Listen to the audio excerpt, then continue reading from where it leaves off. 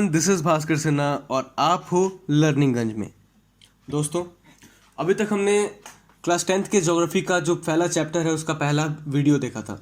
वहाँ पे हमने लास्ट में यही बात करी थी कि कैसे कैसे हमने रिसोर्सेज को बांटा है ना। तो आज हम बात करने वाले हैं कि जो एग्जाम्पल्स हमने दिए थे या फिर जो हमने क्लासिफिकेशन दिखाए थे उसको आज हम डील करेंगे अच्छे से, ठीक है ना। तो सबसे पहली बात कि जो टाइप ऑफ रिसोर्सेज है ना उनको अगर हम बांटते हैं तो वो क्या क्या है चारों, आप जाके फिर से एक बार वीडियो देख लेना, ठीक है। अगर देखा है तो अच्छी बात है, नहीं देखा है तो आप लोग ज़रूर देखें। तो पहला जो है on the basis of origin, हम ओरिजिन के आधार पर इसे कैसे बांटते हैं। तो ओरिजिन के आधार पर बायोटिक और अबायोटिक रिसोर्सेज। तो these are obtain from biosphere and have life. ये ना वो है जिनमें जीव है, जिनमें जीवन है और जो बायोस्फीयर में पाए जाते हैं। बायोस्फीयर आप सबको पता है ना, वो हिस्सा जहां पर जिंदगी है, हाँ, अर्थ और वायुमंडल के बीच का जो जगह है। दूसरा, इनमें चीजें क्या क्या है, तो वही ह्यूमन जो है, हम सारे, और जो फ्लोरा फाउना और जितने भी मतलब पेड़ पौधे, जो जीव जंतु हैं, फिशरीज हैं, लाइफ स्टॉक्स हैं, जो भी है जिनमें भी जीवन है वो यही है बायोटिक। अब एबायोटिक की बात करेंगे तो अबायोटिक रिसोर्सेज वो हैं all those things which are composed of non living thing. वो सारी चीजें जो नॉन लिविंग में आ जाती हैं और जो नेचर के द्वारा मिली हैं, लेकिन नॉन लिविंग थिंग, जैसे माउंटेन है ना, जैसे रॉक, जैसे मेटल्स, इनमें जान नहीं है। आप कहोगे सर माउंटेन तो बढ़ता है, लेकिन वो नॉन लिविंग है, ठीक है। ये पहला हुआ बायोटिक एंड अबायोटिक। अब हम बात करेंगे on the basis of exhaustibility, खत्म होना या आना या दोबारा बना लेना, है ना। चीजें कैसे हैं, क्या क्या है। तो renewable resources and non renewable resources. Renewable resources की बात करेंगे तो the resources which can be renewed और रिप्रोड्यूस बाय फिजिकल, केमिकल और mechanical process are known as renewable और रिप्लेनिशेबल रिसोर्सेज। ऐसी चीजें जो हम लोग या तो फिजिकल या तो केमिकल या तो मैकेनिकल तरीके से बना सकते हैं, उस प्रोसेस से बना सकते हैं, उसको वापस जनरेट कर सकते हैं ना, वो रिन्यू कर सकते हैं ना, उसको बोलते हैं रिन्यूएबल रिसोर्सेज। एग्जाम्पल्स से समझो। कहता है for example solar and wind energy. हाँ, अब सूर्य की किरण तो हमेशा आएगी, कभी खत्म नहीं होगी, और इसलिए हमने सोलर प्लेट्स और ना जाने सोलर कुकर और क्या क्या जनरेट करा है, ठीक है ना।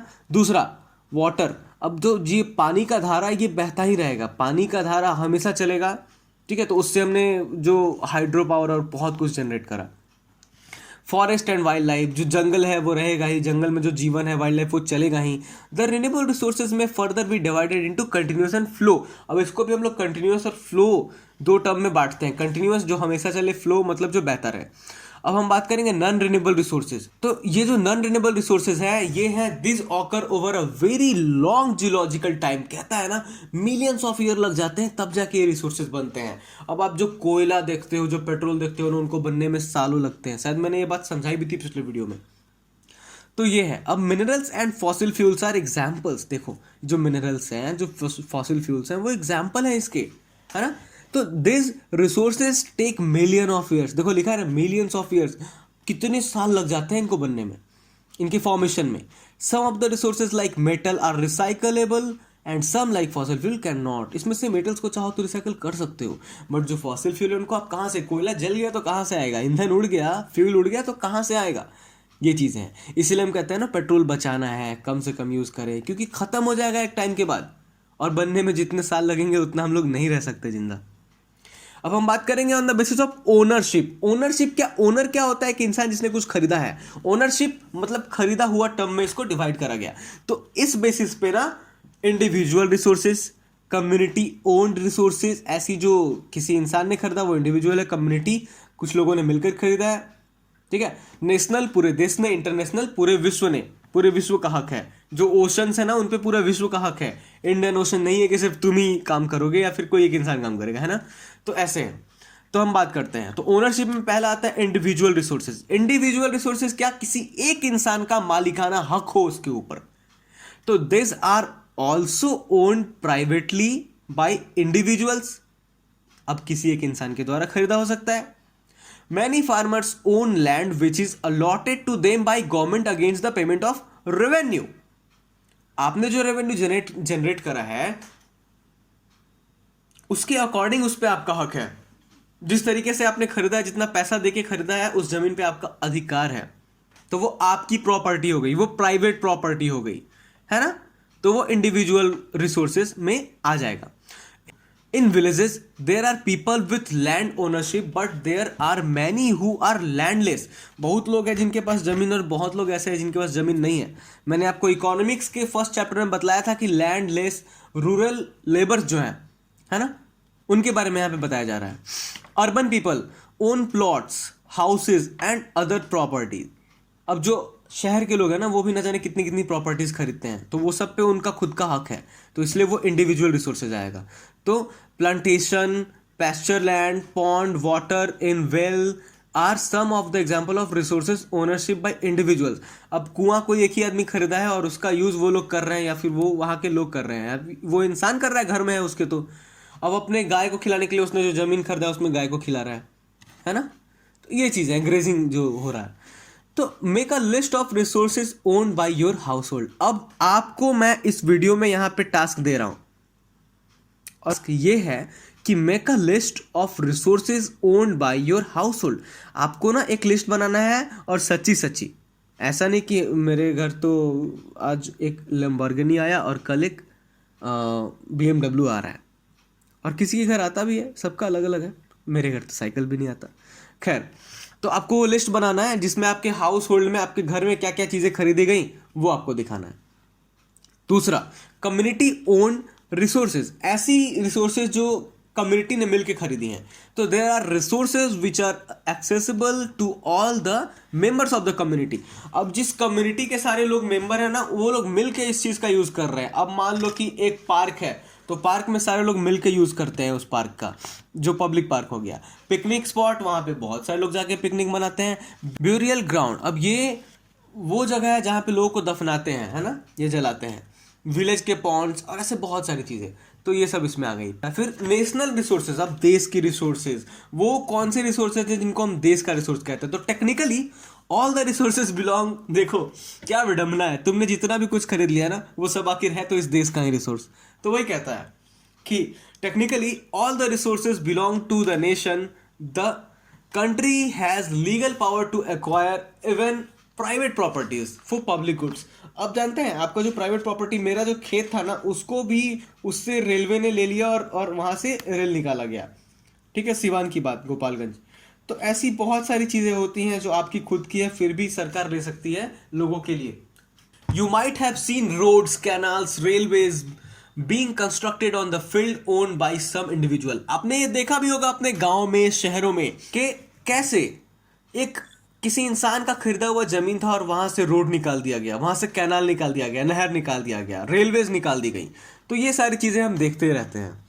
Urban development authority get empowered by the government to acquire land. अब जो अर्बन डेवलपमेंट अथॉरिटी है ना, जो शहर को डेवलप करने वाला, शहरी क्षेत्र को डेवलप करने वाला, उनके पास अथॉरिटी होती है कि वो किसी के भी जगह को, जमीन को एक्वायर कर सकते हैं। ठीक है, एक्वायर मतलब आपको उस पर हक जमा लेंगे, वो लोग ले लेंगे। हड़प लेना एक तरीके से होता है, लेकिन शुद्ध भाषा नहीं है वो। तो all the minerals, water resources, forest, wild life and within the political boundaries and ocean area up to 22.2 kilometre, जिसको हम लोग 12 नॉटिकल माइल्स कहते हैं, from the coast term as territorial water and resources therein belong to the nation. और ये सब भारत देश जो हमारा, या फिर किसी का भी जो देश होता है ना, उसके लिए होता है। जो फॉरेस्ट है, वाइल्ड लाइफ है, land with in the political boundaries, और ऐसी बहुत सारी चीज़ें, तो उस पर सरकार का हक होता है। अब हम इंटरनेशनल रिसोर्सेज की बात करेंगे, जैसा कि मैंने आपको पहले ही बताया था। तो देयर आर इंटरनेशनल इंस्टीट्यूशंस, तो there are international institutions which regulate some resources. The oceanic resources beyond 200 nautical miles of the exclusive economic zone belong to open ocean and no individual country can utilize them without the concurrence of international institutions। तो बतला रहा है कि ये जो इतना बड़ा जो आपका समुद्र है ना, उसको आपके देश के पास से अगर गुजर रहा है तो फिर भी आपका हक नहीं है उस पर। ठीक है, बिना पूछे हुए अथॉरिटी से, तो पूरा सब लोग मिलके यूज करते हैं। और एक और है on the basis of the status of development. तो यहाँ पे potential resources, developed resources, stock, reserves, ये सारी चीजें आती हैं। अब ये क्या है, इसको हम बहुत अच्छे से समझेंगे। पोटेंशियल रिसोर्सेज क्या है, ये आप सबको पता होगा कहीं ना कहीं। तो resources which are found in a region एक किसी क्षेत्र में पाया जाता है but have not been utilised, मगर उसका यूज नहीं हो रहा है। एग्जाम्पल के तौर पे the western part of India, particularly Rajasthan and Gujarat, have enormous potential for the development of wind and solar energy, but so far this have not been developed properly। देखो, जो राजस्थान और गुजरात के पास का जो ज़मीन है, एक एरिया है वेस्टर्न पार्ट इंडिया का, वहाँ पे ना आप चाहो तो विंड एनर्जी लगा सकते हो। वो जगह एकदम खाली पड़ा है लेकिन उसका कोई यूज़ ही नहीं कर रहा है। इसको बोलते हैं पोटेंशियल, कि आपके पास वो है लेकिन आप उसका यूज़ नहीं कर रहे हो। अब बात करते हैं डेवलप्ड रिसोर्सेज की, वो जो डेवलप्ड हो चुकी हैं क्या है। तो resources which are surveyed and their quality and quantity have been determined for utilisation. उसकी जो क्वांटिटी है और क्वालिटी है ना, उसको डिटरमाइन करके ही उसका यूटिलाइज होता है। The development of resources depend on technology and level of feasibility, कितना अच्छा तरीके से उसका यूज़ कर सकते हैं और क्या क्या सार है उसके यूज़ करने के, ये देख के हम उसको यूज़ करते हैं। अब हम बात करेंगे स्टॉक की। Material in the environment which have the potential to satisfy human need but human being do not have the appropriate technology to access this. अब ऐसी चीज़ें ना जो हम यूज़ कर सकते हैं, हमारे लिए ही बनी है, लेकिन उसको ना निकालने का, उसको एक्सट्रैक्ट करने का, उसको पाने का और उसको यूज़ कराने का, उसको यूज़ करने का कोई ज़रिया ही नहीं है। टेक्नोलॉजी इतनी डेवलप नहीं हो पाई है कि हम लोग उसका यूज़ करें।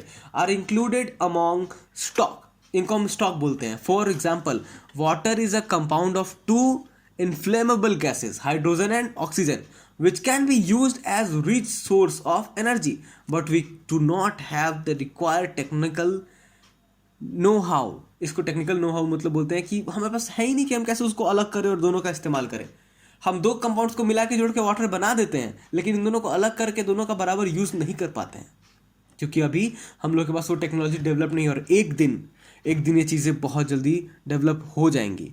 और रही बात इसी तरीके की, ना जाने कितनी ऐसी चीज़ें हैं जो हमारे सामने तो है लेकिन हम उसका यूज़ नहीं कर पाते हैं। अब हम बात करेंगे रिजर्व्स की। रिजर्व क्या है? आप देखते हैं ना, जो आप अपने बाइक से जाते हैं तो आप रिजर्व करके रखते हैं पेट्रोल, है कि नहीं? कितने बच्चे हैं जो बाइक चलाते हैं? हाँ, मुझे पता है आप सब मैं हूँ बोल रहे होंगे, कोई बात नहीं, इट्स ओके। तो रिजर्व में क्या बोलता है ना कि are the subset of the stock which can be put into use with the help of existing technical know-how but their use has not been started। अभी तक उसको हम लोग यूज़ नहीं किए हैं। हमारे पास सब कुछ है, टेक्निकल है, टेक्नोलॉजी सब कुछ है, लेकिन नहीं कर रहे हैं। क्यों? क्योंकि हम लोग उसको जमा करके रखते हैं बाद के लिए, रिजर्व करके रखते हैं। तो this can be use for meeting future requirement, जब बाद में ज़रूरत पड़ेगी, हमें फ्यूचर में ज़रूरत पड़ेगी तब इसका इस्तेमाल करेंगे। River water can be use for generating hydro electric power but presently it is being utilised only a limited extent. अभी हम लोग बहुत कम मात्रा में यूज़ कर रहे हैं, जबकि जितनी भी फ्लो है रिवर की हम लोग उससे बहुत ज़्यादा यूज़ कर सकते हैं एनर्जी का, मगर अभी हम लोग नहीं कर रहे हैं। It is being utilised only a limited extent, है ना। Thus the water in the dams, forest etc is a reserve which can be use in future. और ये ऐसी चीज़ें हैं जो हम लोग फ्यूचर में यूज़ करेंगे। अब हम लोग डेवलपमेंट ऑफ रिसोर्सेज के बारे में बात करने वाले हैं, और हम लोग रियो डी जेनेरियो में क्या हुआ, एजेंडा 21 क्या है, इन सब बातों को जानेंगे। रिसोर्स प्लानिंग क्या है, इन बातों को जानेंगे, जो कि अगले वीडियो में होगा, जो बहुत जल्दी आपको मिलेगा। तब तक के लिए thank you so much. If you feel this video was useful for you, then do like, comment and subscribe to my channel and do share it with your friends and family. Thank you so much.